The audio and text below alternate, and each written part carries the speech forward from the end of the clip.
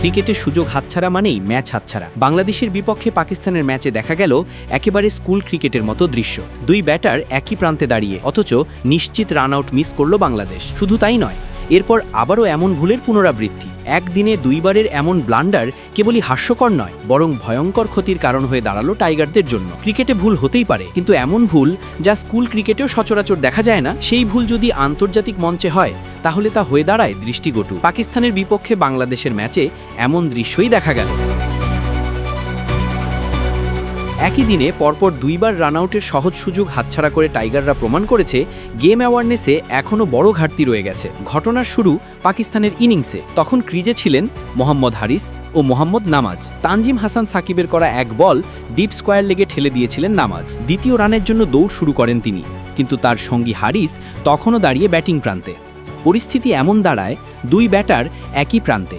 রানআউটের সুযোগ তৈরি হয় একেবারে সহজভাবে, কিন্তু দুর্ভাগ্যজনকভাবে বাংলাদেশের জাকির আলীর থ্রো ছিল দারুণভাবে লক্ষ্যভ্রষ্ট। গ্লাভস না খুলেই বল বোলিং প্রান্তে পাঠাতে গিয়ে দেরি করে ফেলেন কিপার। এর ফাঁকেই নিরাপদে পৌঁছে যান মোহাম্মদ হারিস।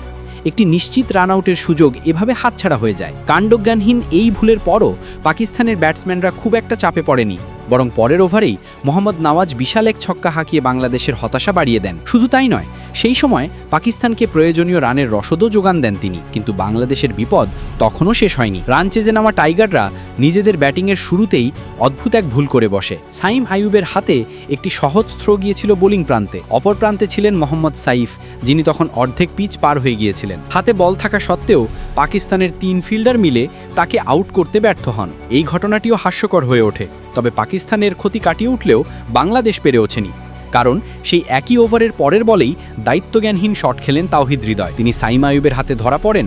মাত্র 23 রানে দ্বিতীয় উইকেট হারায় বাংলাদেশ। এরপরে দ্রুত আরও 2 উইকেট হারিয়ে টাইগাররা পড়ে যায় গভীর চাপে। মাত্র 136 রানের লক্ষ্য তখন বাংলাদেশের জন্য পাহাড় সম মনে হতে থাকে।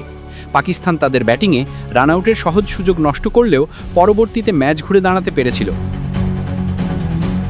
কিন্তু বাংলাদেশ নিজেদের ভুলের মাসুল গুনেছে ব্যাটিং বিপর্যয়। এই ম্যাচে স্পষ্ট হয়ে গেল, শুধু টেকনিক বা দক্ষতা নয়, আন্তর্জাতিক ক্রিকেটে ম্যাচ সেন্স আর গেম অ্যাওয়ারনেসও সমান জরুরি। টাইগাররা সেটির অভাবে বড় ভুল করেছে, আর এই ভুলই শেষ পর্যন্ত তাদের লড়াইয়ের সম্ভাবনাকে করে দিয়েছে ক্ষীণ। বাংলাদেশ ক্রিকেটে এমন ভুল একেবারেই কাম্য নয়, বিশেষ করে গুরুত্বপূর্ণ ম্যাচে যখন প্রতিটি মুহূর্ত গেমের গতিপথ নির্ধারণ করতে পারে।